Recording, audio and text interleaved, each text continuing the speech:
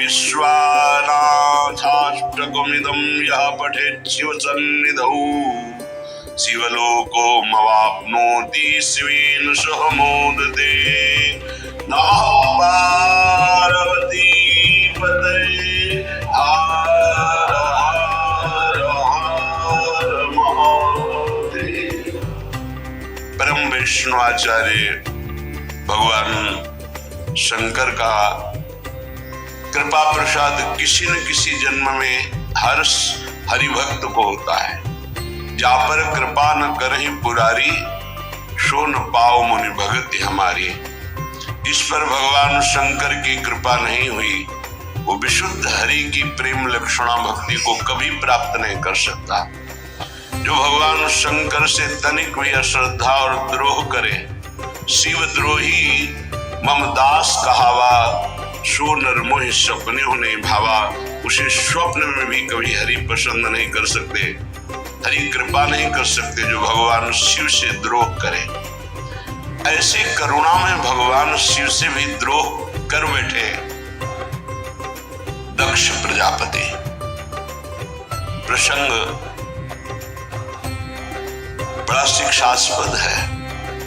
जब किसी को पद मिलता है तो पदाभिमान से रहित होना ये केवल भगवत कृपा का ही स्वरूप है। अन्यथा कोई भी पद हो वो पद अभिमान प्रकट कर देता है। को नर यस जन्मा जगमा, प्रजापति सबसे बड़े ब्रह्मा जी हैं, तो दक्ष को प्रजापति पद मिला। इतने बड़े ज्ञानी, इतने बड़े प्रजा के रक्षक, इन्होंने भगवान शिव से द्रोह क्यों कर लिया? विदुर जी ने प्रश्न किया। जिन्होंने अपनी परम सुंदरी, परम ज्ञानमयी, जिनका नाम सती जी था, उनका ब्याह भगवान शंकर से किया। फिर भगवान शंकर से हमने सुना कि उन्होंने द्रोह किया, तो कष्टम चराचर गुरुम निर्वैरम शांत विग्रहम। क्या करे, पुरानी दोस्ती है वो, इसीलिए मनाना पड़ा था। जब यहाँ तो मनाना पड़ा था कि आप कृपा करके अपने इस लीला को जब इधर भेजा है, तो नहीं तो चित्त जब आसक्त हो जाता है उसको हटाना बड़ा कठिन होता है। जो भगवान शिव ने ही कृपा करके श्री जी के चरणों में दिया, असंभव था कि चित्त हट जाए, क्योंकि अनन्य, इसे अनन्यता कहते हैं। ऐसी कट्टर अनन्यता देवाधिदेव भगवान महादेव जी में उन्हीं की कृपा से थी। अब जैसे उनकी चर्चा हो तो कैसे, इसीलिए जैसे गाड़ी रफ्तार से चल रही हो, एकदम अचानक मोड़ आ जाए तो संभालना मुश्किल पड़ता है। ऐसी अपनी जो सहज चर्चा चल रही उसमें जैसे अचानक ही मोड़ है कि शिव चरित्र तो चराचर गुरुम निर्वैरम शांत विग्रहम। और हरि की जरा सी भी भक्ति हृदय में आ जाए तो ये छाए रहते हैं, अपने आप छाए रहते हैं, बिना बुलाए छाए रहते हैं। जैसे मार्कंडेय जी हरि के ध्यान में मगन थे तो भगवान शिव और अम्बा साथ आकर के आंख ही नहीं खोला, ध्यान में जाके प्रवेश कर गए। वहां हरि का ध्यान, अंतर ध्यान, और देखा देवादिदेव महादेव, आंख खोला, सामने देखा। तो प्रभु हमने तो आपका चिंतन भी नहीं किया।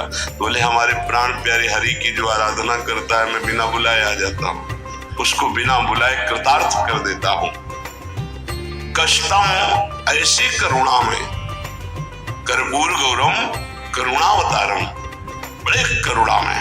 यद्यपि महान रुद्र हैं, आवेश में आ जाए तो त्रिभुवन को भस्म करने में सेकंड न लगे, तीसरा नेत्र खोले साथ भस्म हो जाए, खुलते ही भस्म हो जाए। यद्यपि इतने रुद्र है और बड़ा ही सरल स्वरूप है। कर्पूर गौरम करुणा अवतार। करुणा का साक्षात हरि की करुणा मूर्तिमान शिव रूप में विराजमान है। कस्तम चराचरम गुरुम, ऐसा कैसे हो सकता है कि चराचर के गुरु भगवान शिव से कोई विरोध कर ले। निर्वैरम, जो सदैव निर्वैर स्थिति में रहते हैं। शांत विग्रहम, जो सदैव शांत स्वरूप में स्थित रहते हैं। आत्मा रामम, जो बोध संपन्न है, जिनको किंचित मात्र भ्रम नहीं, वो द्वेष कैसे, और जिनका किसी से द्वेष नहीं, उनकी निंदा कैसे हो सकती है, उनसे वैर कैसे हो सकता है। आत्मा रामम कथम द्वेष्टि जगतो दैवतम महत, भला ऐसे महान से वैर कैसे किया जा सकता है, जो चराचर का गुरु है, वैर रहित है, शांत मूर्ति है, आत्मा राम है, जगत की परम आराध्य देवाधिदेव है, उनसे वैर कैसे।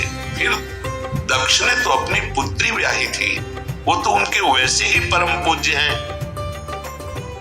मैं सुनना चाहता हूं कि ऐसा क्या हुआ कि परम पावन भगवान शिव से दक्ष ने द्रोह कर लिया, और अंत में सुना कि भगवती सती जी ने अपने शरीर का यज्ञ में बलि दे देना, संपूर्ण यज्ञ का विनाश हो जाना। ऐसा क्या हुआ।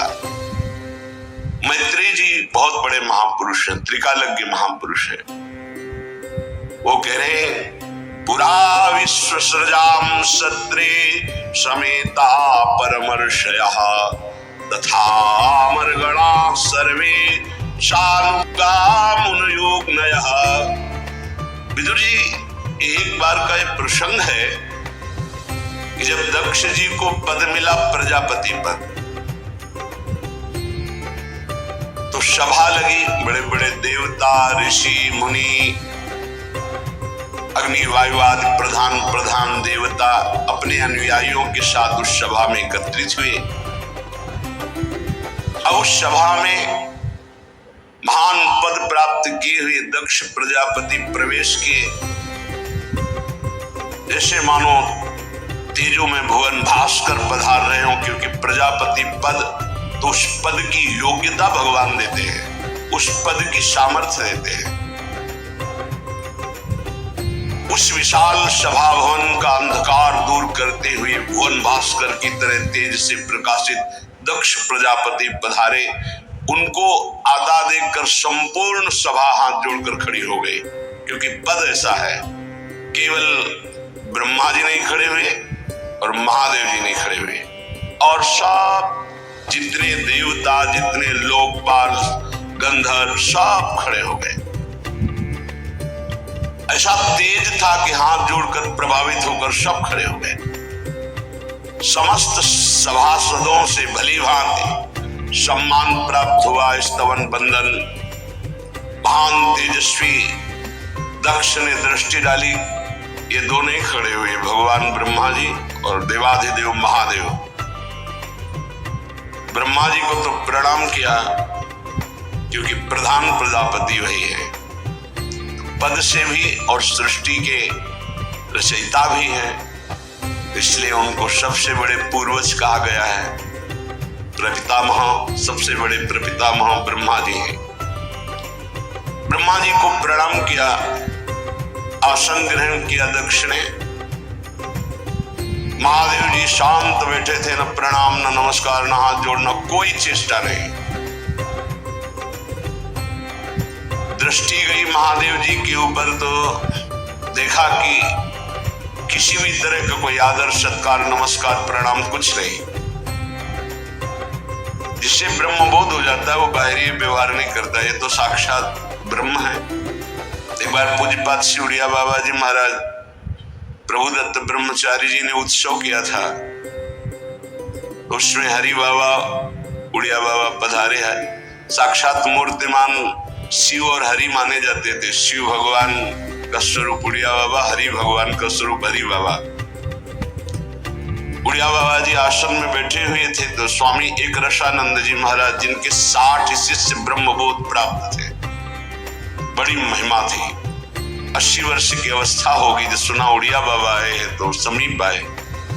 तो ना आसन से खड़े हुए, ना हाथ जोड़ा, ना प्रणाम, ना कुछ नहीं, कोई मुद्रा नहीं, किसी भी तरह का कोई व्यवहार नहीं।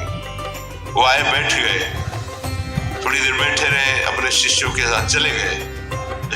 बाबा प्रभुदत्त ब्रह्मचारी जी आए, बोले समाज को अच्छा नहीं लगा बाबा। क्या? बाबा ने कहा क्या? बोले एक रसानंद जी आए थे, आपने प्रणाम नहीं किया, आप खड़े नहीं हुए, आपने हाथ नहीं जोड़ा, बहुत बड़े महापुरुष हैं, उनका तो ये किसी को भी यहाँ अच्छा नहीं लगा। आप हमारे कान में आके कह देते इनको प्रणाम करो, तो प्रणाम कर देते। अच्छा नहीं लगा। अब क्या करना चाहिए? बोले बाबा आपको चलना चाहिए, प्रणाम करके उनके नीचे बैठना चाहिए। बाबा गए, प्रणाम किया, तो अरे स्वामी जी आप है, तो नीचे बैठ गए जहां उनकी पादुका थी। अरे स्वामी, स्वरूप स्थित महापुरुष है, जब द्वैत की कहीं किंचन मात्र भावना ही नहीं रह गई तो किसको प्रणाम, किसको नमस्कार? ये बहुत उच्च कोटि की अवस्था, और फिर उस अवस्था को प्रदान करने वाले भगवान शिव, वंदे बोधमयम् नित्यम गुरुम शंकर रूपिणम। क्रोधाग्नि से जलने लगे दक्ष और कहने लगे देवताओं, वायु अग्नि आदि बड़े बड़े लोकपालों, ब्रह्म ऋषियों, मेरी बात सुनो, मैं किसी नासमझी या द्वेष से नहीं कह रहा हूं, बल्कि शास्त्र सम्मत बात कह रहा हूं। मैं दक्ष प्रजापति हूं। ये कह रहे, मैं शास्त्र सम्मत बात कर रहा हूं, मैं दक्ष प्रजापति हूं, और ये महादेव हमारा सम्मान नहीं किया। भाषा बदल गई। जब सती जी को अर्पित किया था तो चरण धो के पिया था और कहा था प्रभु मैं आपके इस लायक नहीं, मैं आपको कन्यादान कर सकूं। आपने स्वीकार किया मुझ अधम को, तुम्हारी पुत्री को सदा अपनी सेविका समझना, और मैं आपका सदैव दास रहूंगा, क्योंकि मैं जानता हूं आप कौन है। ये दक्ष प्रजापति बनने के पहले की भाषा थी, और जब प्रजापति बने तो शब्द उनका निकला, सूर्यताम ब्रह्मर्षयो मे सहदेवा सहग्नया साधूनाम ब्रूतो वृत्तम नाज्ञानान च मत्सरान्। मैं कोई मत्सरता से या ज्ञान से नहीं बोल रहा हूं। अयम तो लोकपालानाम यशोग्नो निरपत प्रहा सद्वीराचरिता पंथा येन स्थितेन दूषितः। महादेव समस्त लोकपालों की कीर्ति को धूल में मिला रहा है। देखो, एष में शिष्यताम प्राप्तो यन्मे दुहितुरग्रहित, ये मेरे शिष्य के समान है। ले जगत गुरु भगवान शिष्य के समान है।